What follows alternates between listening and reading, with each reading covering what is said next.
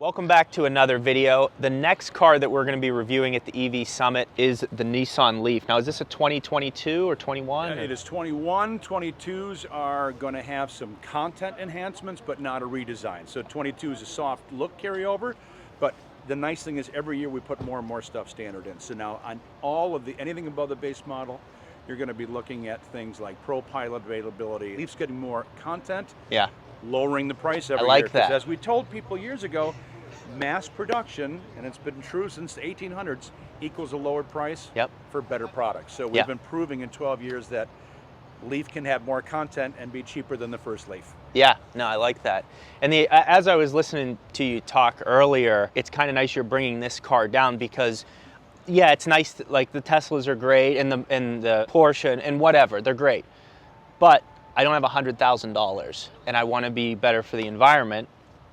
So that's where this leads us. Right, and again, every new, exciting, expensive is great, but when you're talking about people, everybody, a two-car garage, one car in the garage is a high-mileage commuter for whoever has the more normal local job. And with all this content and safety starting at under $28,000, Leaf is now the most affordable EV in the US. We've got 12 years of reliability, very, very minor independent issues, but we haven't had a major battery. We've proven that electric is the move. And it's affordable, and Nissan even still has some of our $7,500 tax credit stuff. Yeah, I was gonna say, that's nice too. So that brings a $28,000 car down to 21 in the garage. Yeah. An EV. Yeah, that's really tough to beat. Okay, so what is the range, or the range of ranges? Where does it start at? 2 on the Leaf. So for people who really know, hey, we need a second car. I need to get to work and back. I need to school and back. If you start in that under 28 range, you're still looking at a 149 range. Okay. So we're doing a 40 kilowatt to begin with, and that's a dedicated commuter car. But you save $4,500, $4,800 by doing that. Then you want it to be your primary or potential takeoff, your San Diego, your to the mountains car. You move up to the 62, and now you're looking at a 226 possible range. Okay. And what charging network do you guys prefer? Like everybody, the J level for level 2. Okay. But because of the 12-year history here, this car is still a CHAdeMO. Okay. So we're CHAdeMO charge on Leaf because that's what we started the mass production, and that was the most popular charger installed in the first, I'd say, 5 to 7 year wave. Right now, and I haven't done exact homework, I think we're kind of in the half and half thing. CCS is going to be the new standard, but there's still, everywhere you pull in, there's still a CHAdeMO and a CCS, so that infrastructure in the car was built, CHAdeMO, we're staying that way for now. Let's walk around and open this thing up. So does the hood open up? Is there storage here? So you've got, we did traditional, because it was an early adopter, electric was enough newness. Right. So we put everything in this car where it would be in a car. Okay. So, as a matter of fact, oh wow, it's almost like a motor. I don't even like to have this open at events without somebody standing here because, oh, it's a little 4-cylinder. No, don't walk away, please. This is an inverter converter. Okay. On top of the electric motor. So we literally put stuff where it would be in your car. It's just not your ICE, and it's completely different. But by doing this, we maximized interior space. Batteries all under seating.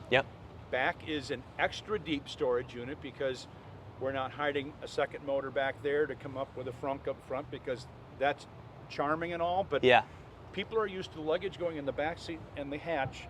This is an affordable everyday car to replace your combustion car. If we start moving it all around to be kitschy, it isn't what everybody wants. Well, yeah, and that's kind of smart too, that's what I appreciate when manufacturers don't just look at what Tesla's doing or whatever. They say, we're gonna stick to this, because the other thing is the frunk is nice, but it's not necessary. It's also not their invention. Right? Porsche's been doing front that's also true. That's true. That's true. And again, everybody loves that Tesla gets front page news because they're really helping us promote the electric market. We've had an electric car since 1947 in Nissan. So they're getting the good press. They've got the wild man in charge, and everybody loves that he's getting cars talked about. But there's nothing about that company that sets the standard for quality, history, longevity in the industry, great contracts with steel manufacturers. The big car makers have the advantage here as long as they get the right guts in the car. Right. A lot of times, even with the new EVs, they're covering this up.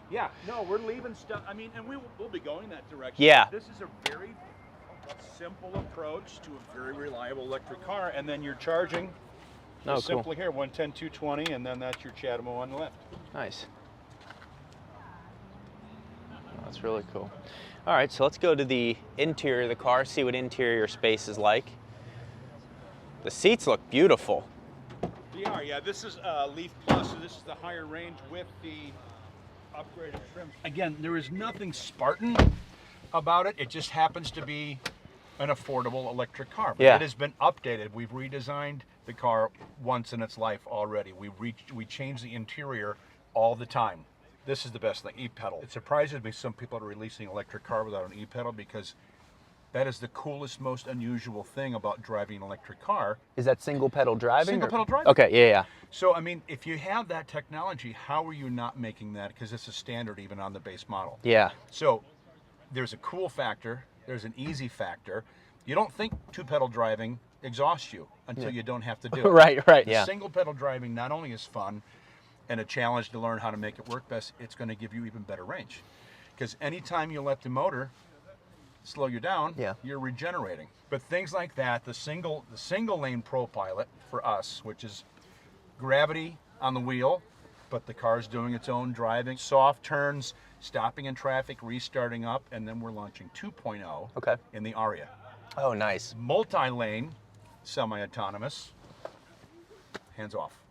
So we're hands off in Aria. You're still in charge, but with your nav program, this car will go around slower traffic, make all the harder turns, and get you to the exit lane with hands off the wheel.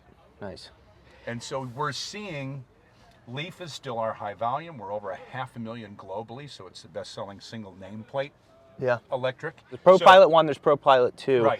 Is that something you can option later in the car's life, or do you have to get it right from the factory? It's got to come from the factory. Now, what I don't know is how much of that software can be opened up later for improvements. If you buy the S model, this ProPilot cannot be added on later. So it needs to have ProPilot. But here's the beauty of it. It's on 2nd through the 6th trim line. Oh, okay. You almost can't not get it, right? You're gonna check that box. You'd be buying a box. fleet of S's to not get ProPilot. Okay. And again, simple Holy cow. ergonomics, because you would have expected a car to stop about here. Yeah. So I mean, that is way down. This is cavernous because, again, the simplicity, electronics coming back no here to muffler, run a muffler, and you won't have a gas tank. So the gas tank and muffler give us another 8 inches. We can just push the whole storage all the way down to the ground. And what's this? Is that that's our Bose amplifier? Yeah, that's your Bose sub. So I guess then every car, leave this at home for your everyday 220 or 110. Put it back in the bag for travel. Yeah. If there's a 110, you can fill a car up. You can fill a car up indoors. Yeah. If you had to. Right. Yeah, you could pull it right in the living room.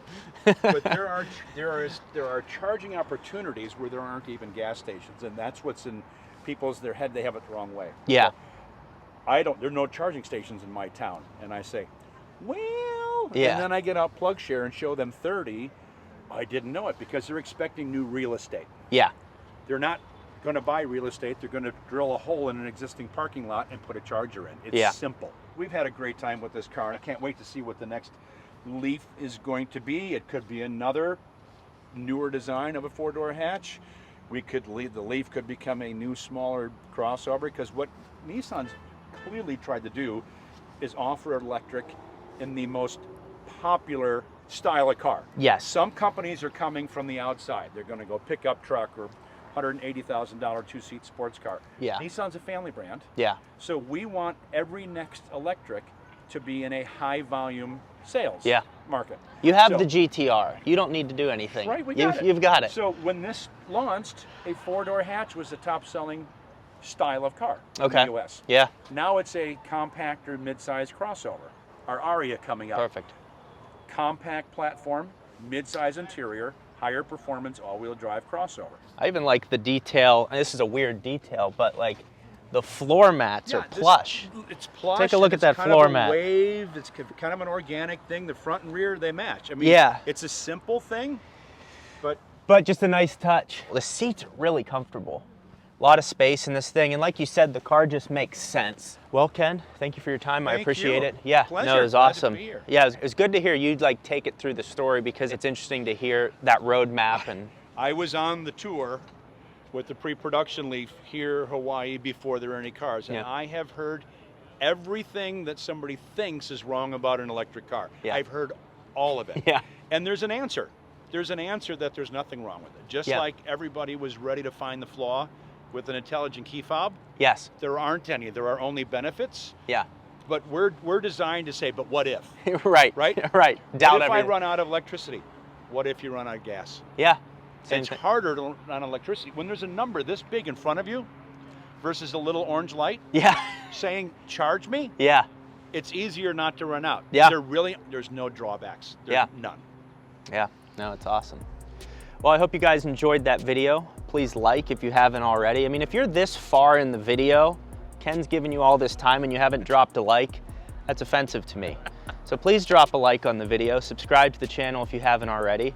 And hey, next time you see a Nissan dealership, go check out a Leaf, because it's another option that's out there. Thank you guys for watching. We'll see you next time.